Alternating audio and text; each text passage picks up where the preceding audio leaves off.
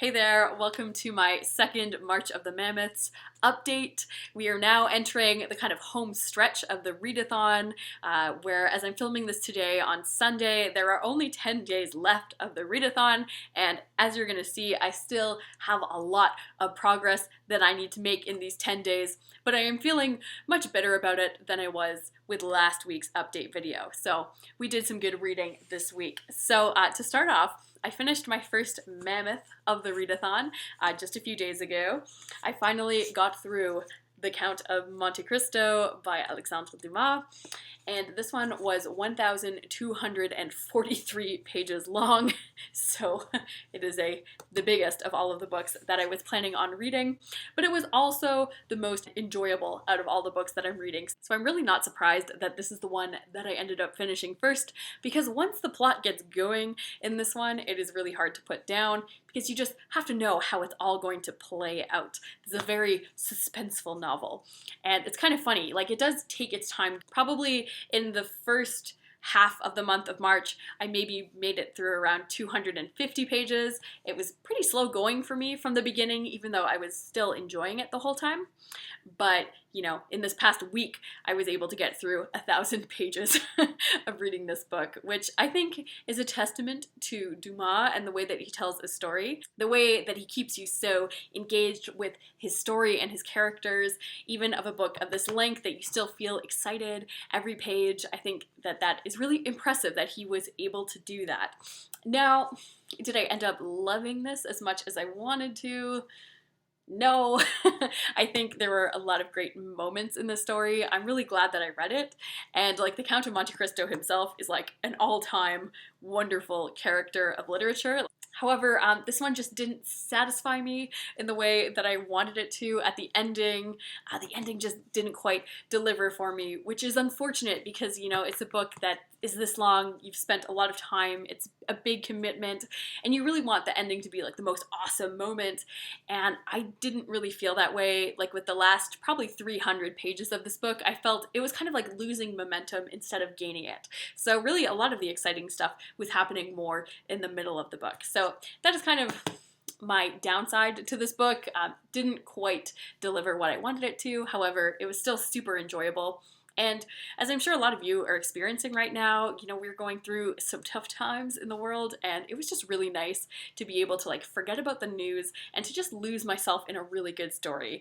And that was the best part about reading this book, is that you're not thinking about your life, you're just finding out what's going to happen to these characters. So I really appreciated reading this book at this particular time. So that was my first mammoth. I think the next mammoth that I'm going to be finishing will be the Gantt Mont Way by Proust. This one, I've got about 170 pages left. I've just been kind of making my like slow and steady progress every day, and I am still continuing to enjoy this one. Right now, I'm in the middle of like a very long dinner party scene. I think I still have like over 100 pages left to go of this dinner party with this aristocratic family. So even though this maybe isn't the most exciting material plot-wise, it's still chock full of all of these witty observations about these aristocratic characters and their relationships with one another and the way that they see the world. So it's still pretty fascinating. So I'm looking forward to seeing what this is all going to build up towards. So hopefully I'll be able to finish this one within the next few days. And then the other book that I've made some pretty good progress with is the novel, a biography. This is my huge mammoth. This is the one that is taking me by far the most amount of time to read, but it's also such an incredible experience because I'm really learning a lot while I'm reading this one. So I am now on page 680 out of 1,100. I finally made it to the 20th century. It was a long stretch, you know, getting through the 1800s, but I am happy to say that I'm now kind of getting into the weird modernist era. I was just reading about James Joyce and Virginia Woolf and D.H. Lawrence, so now I'm starting to get into authors who I'm more familiar with their work, so that's helped make this reading a bit more engaging. Also right now myself, I'm doing a 20th century reading project, so this is giving me a lot of ideas for books that I might want to add or books that I am planning on reading for that challenge. So I'm still really enjoying myself with this one. Like I mentioned, it is time consuming. It takes me a good portion of my day working my way through my quotas of this book, but I am really enjoying myself and I am learning a ton. My fourth mammoth that I've made the least progress with so far has been Fathers and Crows by William T. Vollmann. I'm at around page 300 in this. The reason why I'm not further along in the story is I got around to page 120 and I realized that I needed to start over again from the beginning because this is not a good casual novel that you kind of pick up for a few pages here and there. Like, you really need to dedicate yourself and give yourself lots of time to get immersed in this story. So I think my issue with this one was this was kind of my fourth mammoth novel, and I was giving all of my attention to Monte Cristo and the novel A Biography, and I feel like I just wasn't giving the time to Fathers and Crows that I needed to be, because this novel is all about traveling through something that is called the stream of time, or it's kind of this river that's transporting you to the past, and it doesn't work if you're just reading a few pages here or there. You really do need to travel down the stream and let your imagination just go along with what's happening, and I'm having a lot more fun with it now that I am dedicating longer periods of time in my day to reading it. Because the way that Vollmann writes about history is really intense, but it's really gripping. He's quite evocative of making you be able to picture what it was looking like, and if you're reading the footnotes as well at the same time, you can see that so much of what he's writing is tied to real historical sources, so it is just this very thorough picture of colonial relations. So right now we're kind of dealing with some of the original French people that were trying to create colonies in what is now French Canada, but it's also starting to delve into the history of the Jesuit Society. So I just read a 50-page little biography of the founder, Saint Ignatius of Loyola, which, these are names and words that I've heard my whole life, but I never really knew that much about the history and the foundation. So even though this novel is very digressive, at least the narrator is very upfront that it was going to be that way, and it is just fascinating. The things that I'm learning and the way that it's making me understand my own country's history so much better has been wonderful. So I'm really enjoying this one, and I still have about 2/3 of it to go, and I know that is only going to get darker and more violent as it continues along, which I won't say I'm looking forward to, but I'm still very excited to immerse myself into this story and to see what it's all building up to.